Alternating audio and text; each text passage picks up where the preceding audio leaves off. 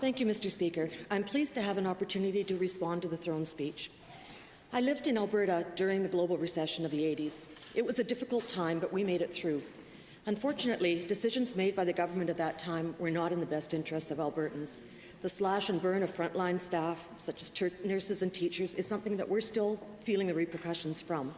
So I'm very glad our government has promised in the throne speech to draw the right lessons from our current economic situation by supporting frontline workers and families. I note the help to families through the new child benefit program. During the 80s, I was a single parent raising 4 young daughters, so I know how important those kinds of supports are. The throne speech has me reflecting on my own role and how I came to be in this House with the great honour of representing the constituency of Peace River. My journey has been one of change, often very dramatic change.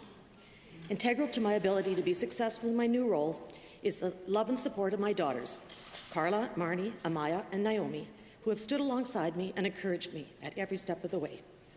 And of course, my 4 amazing grandchildren, Noah, Reuben, Virgil, and Rhea, who are as proud of me as I am of them. I love you guys and couldn't do it without you. I've lived all my life in Alberta. My grandparents on both sides came to Canada in the early 1900s. My maternal grandparents were Ukrainians from Austria, and they settled in Harry Hill, where they farmed and raised a family. I spent many wonderful years growing up on their farm, and I also had a semi-rural upbringing on my paternal side. My grandfather was sent away from England at age 12, one of the home children who were sent to Canada during the war to be fostered. He eventually made his way west, married my grandmother, and for a time they homesteaded in Grand Prairie. They soon moved to a farm in southeast Edmonton near Refinery Row. My grandmother opened a small restaurant to serve refinery workers, and this eventually became the Ham Shack, a popular high-class dining establishment that served many of Edmonton's movers and shakers of the time. When my parents married, they settled on a piece of land behind the Ham Shack, and my dad built the house where my siblings and I were raised. Overall, we had a good life and a happy, intact family. Summers, we would explore Alberta, driving forestry trunk roads, camping in the bush, or spending time at my aunt's lakeside cabin up Crane Lake. Every winter, my mom would build a giant skating rink on the empty lot next to our house, where all the neighborhood kids would come to skate. My mom was a hard worker, kind and generous, and devoted to her children. She was fiercely independent and taught me to think for myself, skills which helped me manage the profound changes I would experience later in life. But there was something rather unusual about my upbringing. My mother was part of a very conservative and fundamentalist religion that interpreted the Bible literally and taught that the end of the world was imminent. My dad was not the same faith, but he allowed her to take the lead in raising us, so the church was a key focus of our lives, and friendships, relationships, and activities outside of the church were very, very restricted. Higher education was discouraged, and the focus was on missionary work. My dad, on the other hand, values higher education. He's an extremely intelligent and creative man who spent a lot of time in his basement workroom where he experimented and built things. During a time when computers took up whole floors at the U of A and were programmed with punch cards, my dad built a small home computer. He also constructed a theremin, which was an early electronic synthesizer. One of his most wonderful creations was a Tesla coil. I'd round up all the neighborhood kids and we'd enjoy a lightning show in the basement. My dad later became security manager for the government of Alberta and in fact was responsible for security here at the legislature until his retirement. My mom didn't believe in voting or supporting political parties, so politics was not part of our lives. The one exception was my Uncle Dave. He was a tireless advocate for the underdog, passionate about fairness and always ready to fight to see justice done.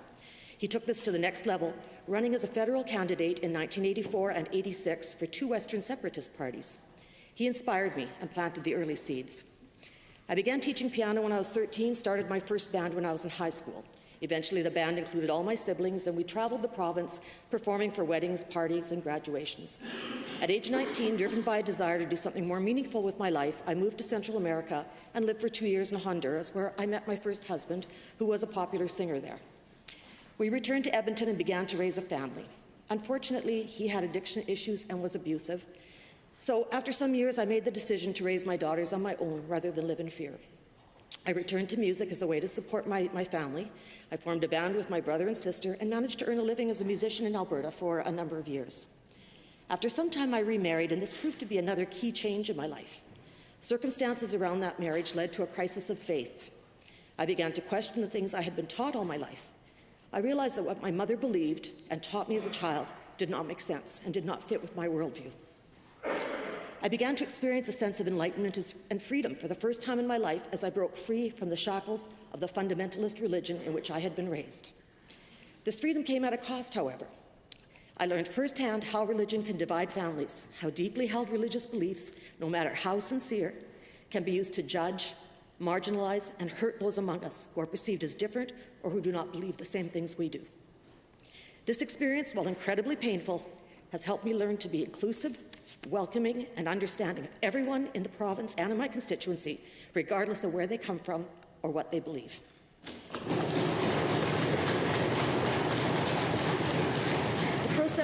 The process took a profound toll on me personally, however. I lost family and friends, and I went through a bout of severe depression that almost cost my life. My marriage was another casualty. With the love and support of my daughters, I came through.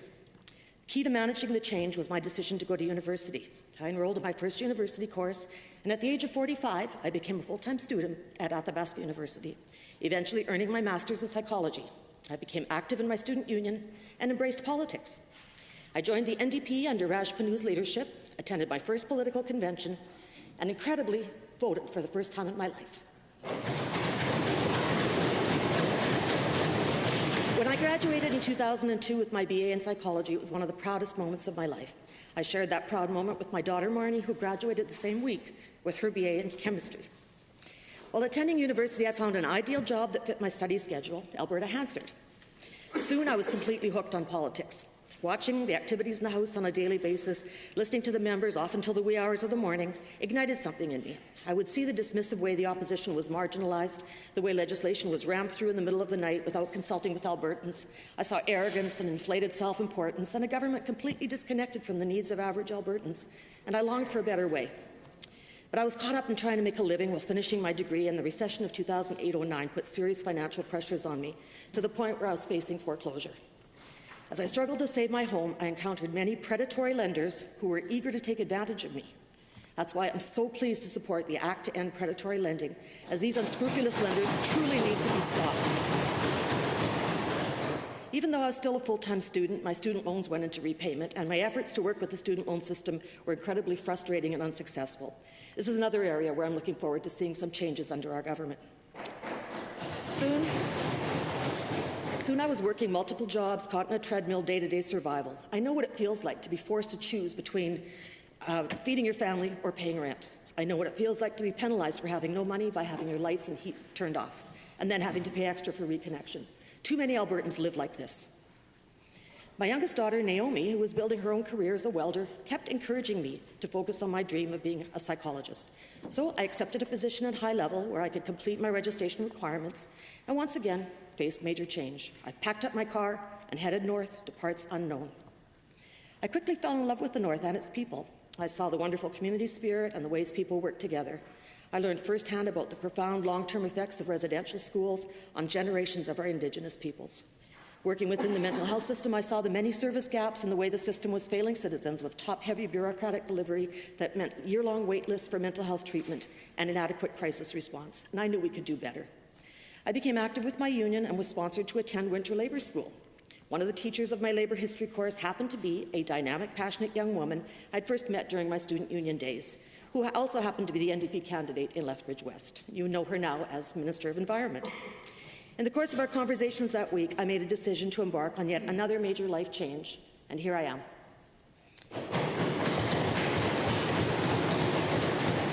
Being elected as the MLA for Peace River last May has been an amazing experience. I consider it a great privilege to represent the Peace River constituency, and I'm deeply honoured that constituents have entrusted me with this responsibility. Peace River, as you know, is the largest constituency in the province by square kilometres, but one of the smaller by population. There's a lot I wish I could tell you about my fabulous north, but I don't have a lot of time. My constituency is home to Alberta's oldest community, Fort Vermilion. Established in 1788 as a key trading post, Fort Vermilion quickly became the main trade corridor, opening Alberta up to the rest of the world and serving as Alberta's economic trade engine. The beautiful Bay House along the Peace River is currently being restored by the community and stands as a testament to the role Fort Vermilion played in Alberta's early development. Bush pilot Wap May made his historic open biplane flight in -34 weather to Fort Vermilion to deliver diphtheria antitoxin to keep the area safe from epidemic. My constituency is also home to several of Alberta's youngest towns. High Level celebrated our 50th anniversary this past year, and Rainbow Lake will reach that same milestone this year. Our communities are diverse and unique. In the far north, we have Zama City, which is not a city, but actually a small hamlet of only about 250, but it has been home at times to more than 4,000 oil workers because it sits in the centre of one of Alberta's largest gas and oil fields. At the southern tip, we have Reno, where only a few families still remain, but which has the distinction of having 3 original structures, including the Holy Ghost Catholic Church, which date back to the first Ukrainian settlers in the 1930s. My hometown of High Level is an incredible place. When I first arrived, I was bemused to see the hotels. We have the Mirage, the Flamingo, the Stardust, Caesars, and indeed, in early days, we branded ourselves as the Vegas of the North. High Level is also a model for diversification. Our economy is only about 20% reliant on oil and gas, as we are diversified into forestry, lumber, agriculture, and service industries. So we are managing much better than some of the communities further south. Other areas of my constituency aren't doing as well, unfortunately. Some smaller towns are struggling to remain viable. Peace River itself has felt the impact of the oil and gas downturn with the loss of some major projects. And although gas and oil has slowed, it continues to be very important to our economy in the north. Peace River is home to the 4th largest oil sands in Alberta. So our companies there are looking for ways to increase efficiency and diversify into petrochemicals and other areas. And I'm hopeful that our government's focus on infrastructure rebuilding will help my constituency, particularly with the construction of an essential new Peace River Bridge. We are well placed to support construction in the north because we have several large sand and gravel companies and excellent potential feedstock for asphalt. Lumber is key to our economy. We have 2 lumber mills in High Level. We've got Lacrete Sawmills, Fraser Mills in Manning, and DMI Pulp Mill in Peace River. These companies are leading the way in environmental responsibility.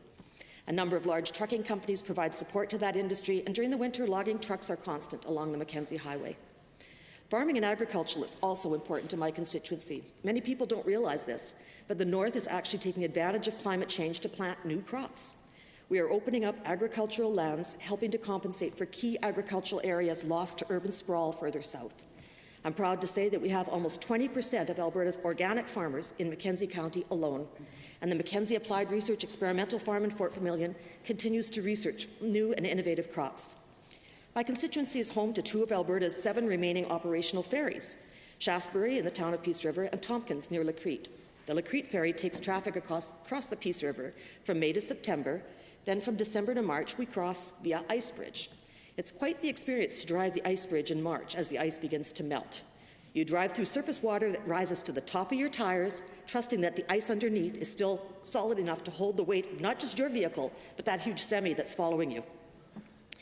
Integral to my constituency, of course, is our First Nations and Métis. My constituency is on Treaty 8 lands and home to 3 different nations, the Danetha, the Beaver, and the Little Red River Cree, as well as the Métis and Paddle Prairie. The Lubicon and Tall Cree also come into my constituency. These communities enthusiastically supported my election, and I'm deeply grateful. They've not experienced a positive relationship with past governments, and I'm working hard to change that.